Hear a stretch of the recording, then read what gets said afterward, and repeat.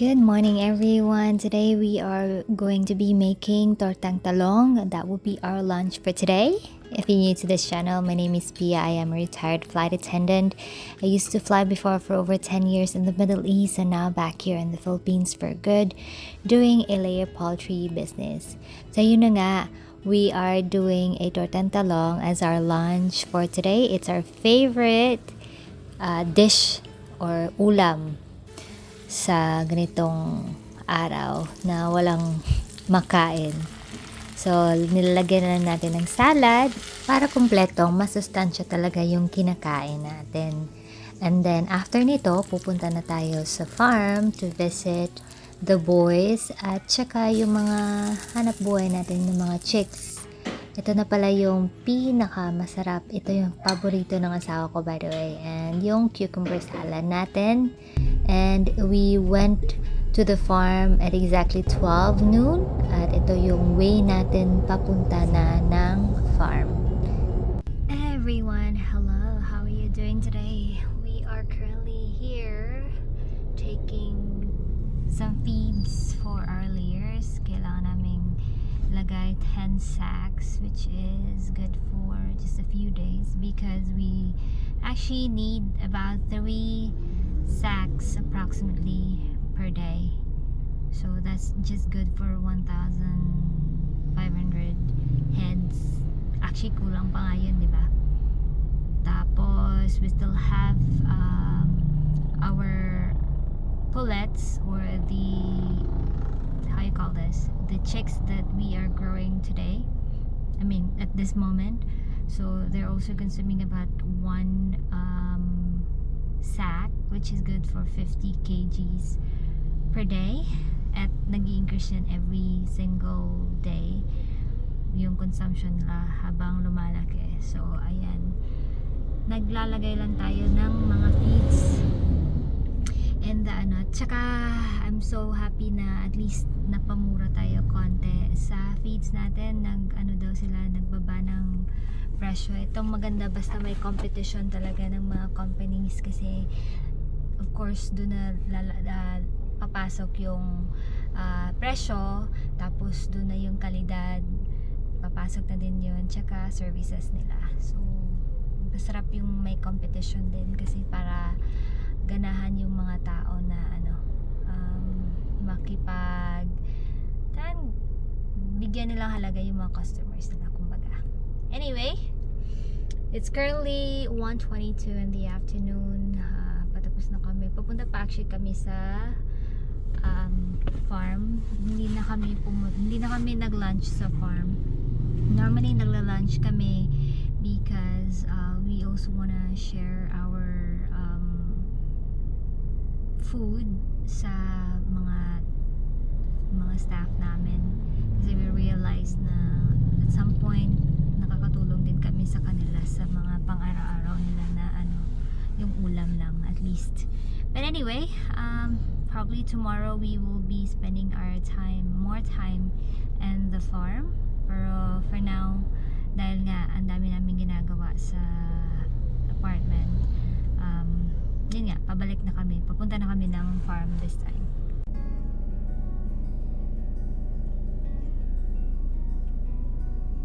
So for today, we are not going inside the grower house. Instead, dito tayo sa layers just to check on their health and well-being. The reason why I'm not going inside the grower house kasi ayaw natin na mahawaan in case may mga sakit-sakit para hindi na din mag-cross-contaminate.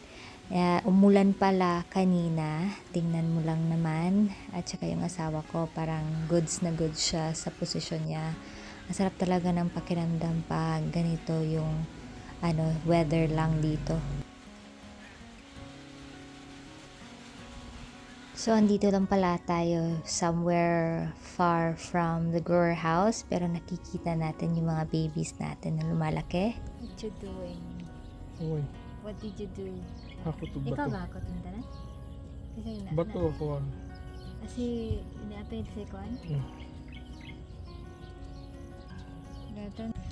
So we are just waiting for the eggs to be loaded.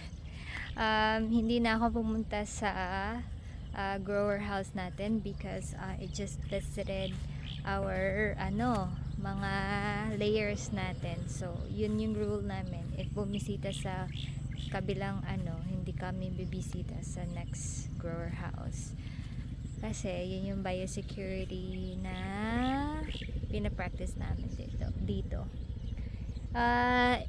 It just rained like 1 hour ago and gumanda na yung yung weather again, and then after ng loading we are going back to our city para i-deliver din yung mga eggs natin.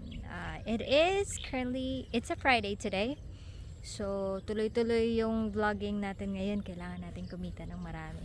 Joke. Wala lang, napansin ko lang kasi the moment I stop vlogging or I stop uploading, humihina din yung views ko. So I might as well compensate yung mga days na hindi ako nag-vlog. Kaya todohin na natin to kasi kailangan natin ng datong ganon. Anyway, pakita ko lang sa inyo yung ganda ng aming farm. Ayan, asawa ko pala, introduce ko sa inyo. Walang magawa, kakahakot lang nila ng mga bato galing creek. May project kami sa bahay. And then here is the grower house at saka yung tao namin. Oh, ayan, naka cellphone din. Walang magawa nga dito eh. Tapos yung isa naman, yung isang staff namin nandun, may naglalagay lang na siya ng calcium grits. Dapat between 3 to 5 p.m. nilalagay MWF yan. Yun yung advice ng vet namin. Yan. So wala talaga kaming ginagawa dito most of the time, especially when it rains kasi basa yung lupa. Kami yung kakagawa ng ng trabaho dito kasi hindi din kami pwedeng magpaaso. Anong pagpaaso? Magpausok dahil nga basa yung damo. And at the same time, by the way, the reason why we have to paaso or kailangan namin ng parang bonfire, ganun ba yun? That is because maraming lamok dito. So kailangan namin paalisin yung mga lamok kasi iwas malaria. If you have so much of lumalabas yung malaria dito sa mga manok pag laging umuulan. So dapat iniiwasan din yan kasi nakakamatay din yan ng mga alaga nating manok. Meron namang gamot para doon, pero as much as possible, diba? Sabi nga nila, prevention is better than cure. So kaya tayo nagpapausok.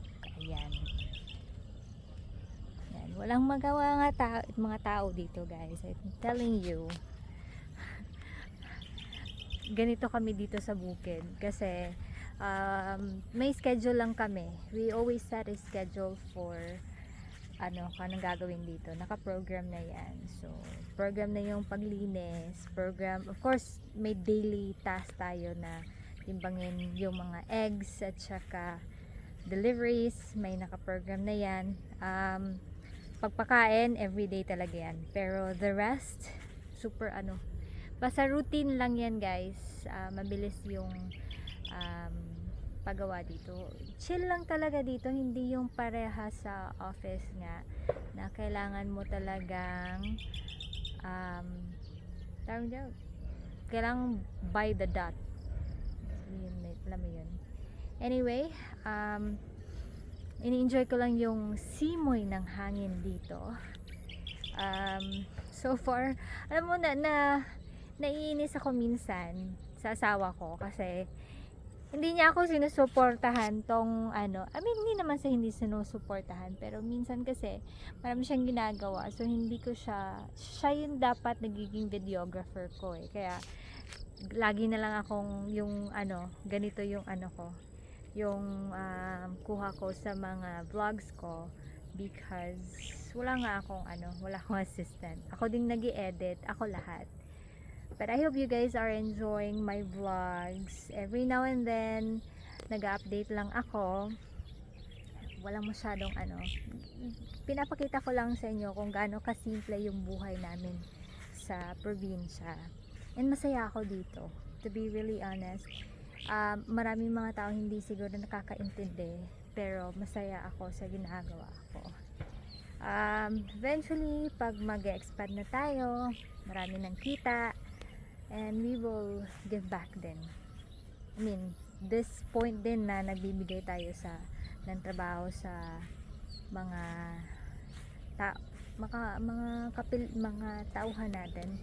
So that's one thing din na to give back to the society para makapagbigay lang ng trabaho sa ibang tao is already a fulfillment for us. So maganda yun. And naman isang staff natin is going back to the farmhouse.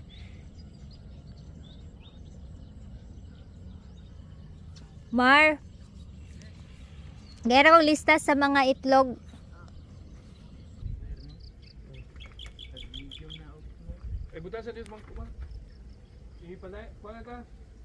We are done with the loading of the eggs. Pauwi na tayo. It's currently 4 in the afternoon na. So, bye-bye muna guys. I hope you have enjoyed my short video or short update for today. And I shall see you again tomorrow. Bye. And we are fully loaded. Ayan, we're on the way.